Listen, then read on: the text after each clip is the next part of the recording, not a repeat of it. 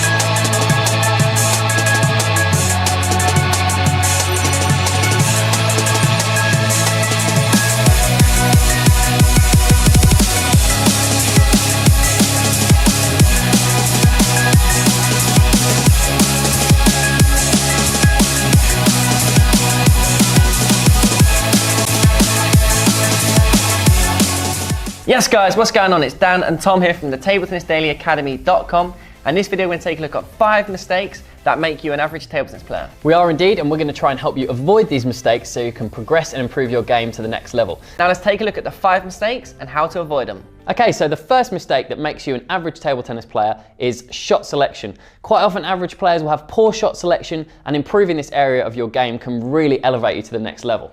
Absolutely, Tom. Now, if you're still developing and just still trying to learn the game, shot selection isn't so important. It's all about getting your technique right and just building the fundamentals, right? Exactly. But when you want to get better and really improve your match play, shot selection is key. Now, let's take a quick look at how to improve shot selection in a nice, simple way first to get you to understand the benefits.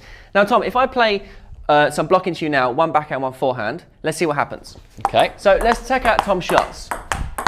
Right now, he's not having to focus much at all on where the ball's going. He knows where it's going, so it's easy for him. It's nice and simple. But if I mix it up, now let's see what happens. Tom is now having to make more decisions. He's not too sure where the ball's going. So it's developing his technique in a very difficult environment. I'm going to try and make it really hard. Good. So this randomness is helping him improve his shot selection. He's keeping the technique short and sharp.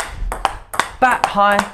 Very good stuff. Whew. Now, the key thing with shot selection is it improves your awareness in a match. So when Tom plays a match, he can be more aware of his opponent's positioning rather than just thinking about his shot, which a lot of players generally do when they're struggling with shot selection. They think so much about their technique and not thinking about the whole positioning and the tactical awareness of the game. So the better you get at your shot selection, the more you can focus on your tactics, your strategies, and your opponent's position. Yeah, and the other thing with shot selection, it does cover a very wide topic. Yeah. You know, whether you're going to push, whether you're going to topspin, is it in the middle, should I play backhand, forehand? There's so many different things, and that's why you need to do these irregular drills and also serve-receive drills to integrate that into a match situation and really improve this side of your game. Now, Tom, how many players do you hear that say, oh, I play fantastic in practice, but I struggle to do it in a match, right? Yeah, all the time. This is kind of what this video is highlighting, but this shot selection is one of the key reasons why players can't transform their practice into a match.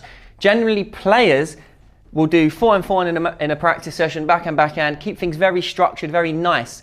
People generally practice to feel good, so they do things they do well at. And that's one of the big problems with trying to improve. You've got to get yourself out of that comfort zone. Yeah, make things difficult, make things challenging, get decisions taking place in training, and that will help. That decision making will transfer into matches and give yourself a better chance of getting the right shot at the right time.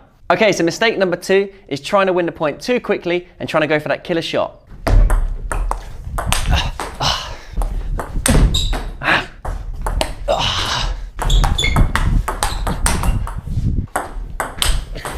Now, we all know a guy who likes to go for the killer shot. Now, it's not to say being positive and really trying to play with pressure is a bad thing. Mistakes are all part of learning, so we want to encourage you to make lots of mistakes. That's how you learn.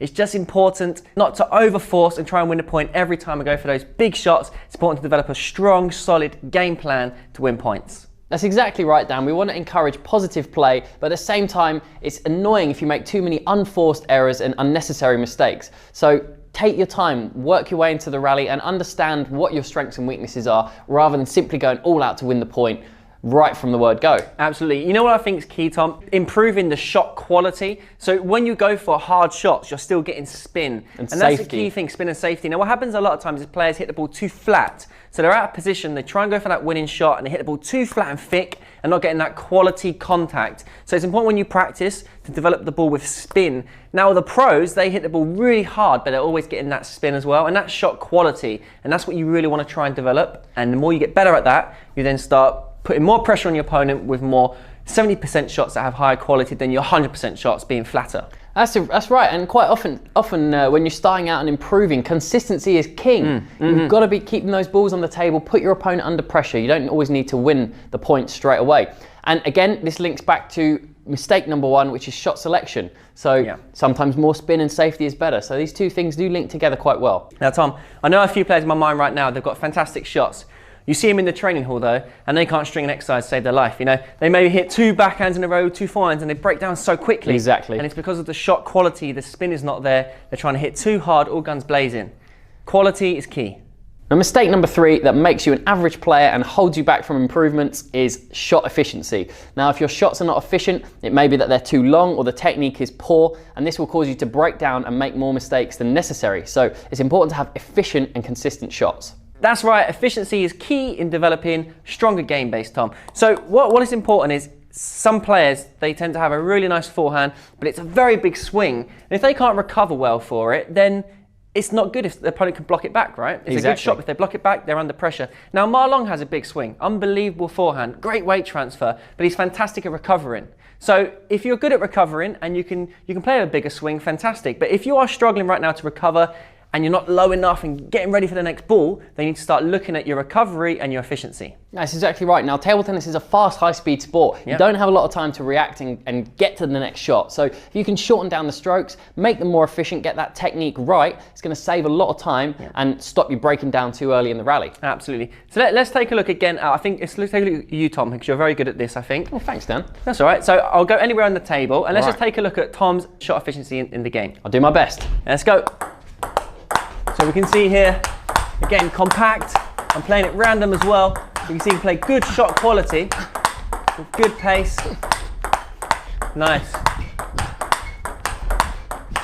Good stuff, good. Woo. And you can see there, the shot efficiency is very good. I think there's a good 15 shots there. Tom had no problem playing him. He was able to recover quickly. He's using good body, and that's key with shot efficiency, using your legs and body for the power rather than using the arm, and that's a big common error is players swinging too much with the arm to get the power. Use your legs, use your body, and then impact into the ball, and you can recover quickly like this. Yeah, I think lastly as well, being efficient with your shots is also about reading the game.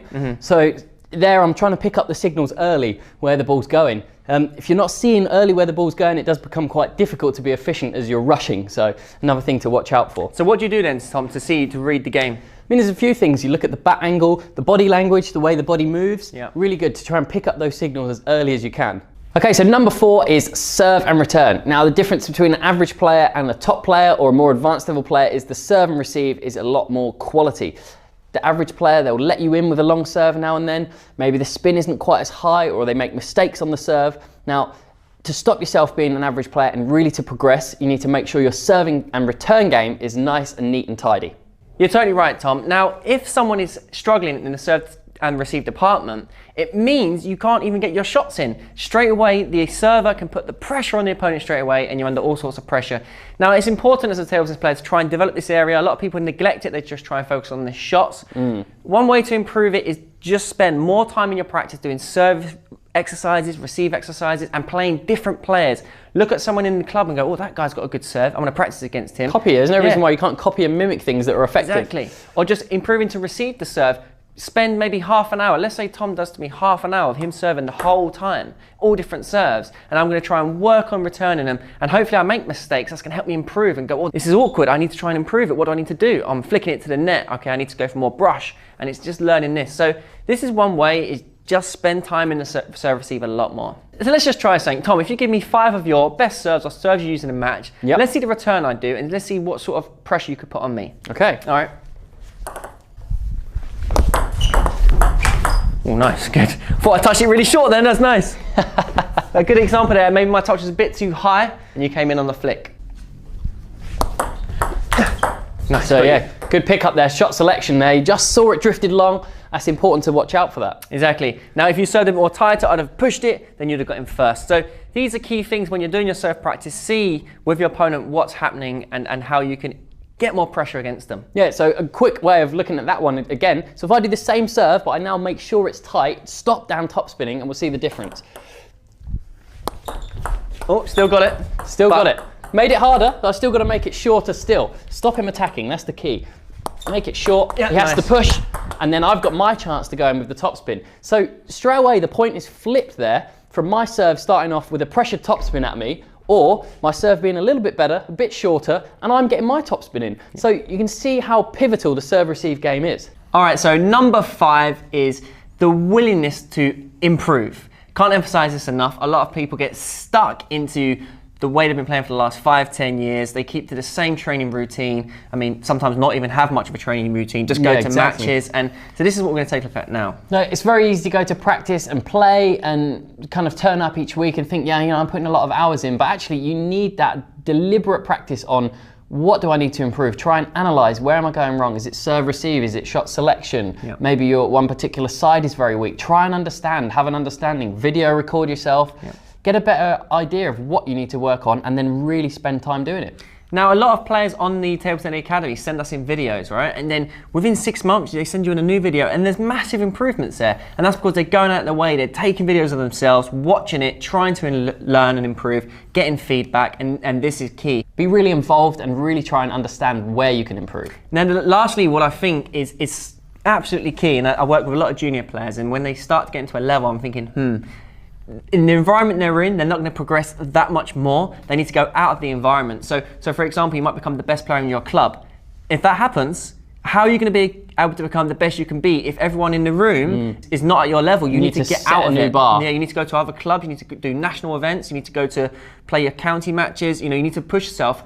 Get outside of the current comfort zone. You want to go to places where people beat you quite easily, right? You know, Tom, when you went to China, ideally, you had 13-year-old kids crushing you on the table, and you're like, this is an eye-opener. I need to improve. I need to work on this. They make you, force you to see your weaknesses. Exactly. And then you go away going, that's my weakness. I need to work on that. That's my weakness. That's my weakness. You play someone similar level to yourself, it's too balanced. You don't really see much weakness going on. Yeah, there's such a wide range of things you can do to focus on your game. You can video record, you can watch videos online, try and get players to actually give you feedback, other players and coaches. That some of the best feedback you can get is from your friends. So I might ask Dan, what am I going wrong? What can I improve? You get a lot from me when you ask me that. Yeah, I got a lot to fix. But this is great. This is what you want. You want your club mates helping each other, try and understand your game, and that will really help you progress. So there we go, guys, 5 mistakes that make you an average table tennis player. So a quick checklist then to recap. There was shot selection, take your time, shot efficiency, serve and return, and take an initiative. Now, all these key things here help improve your game, and I can't emphasize enough how important practice is. You know, making mistakes is all part of learning. Take your time, you will improve. I know some people do get a bit demoralized and, you know, they message us, why are we not improving? But it does take time. Keep working at it and you will get there. Exactly right. Now also be sure to check out our previous video on top 10 tips of how to improve quickly, which will give you some more extra information. Absolutely, guys. Give this video a like and subscribe for more videos.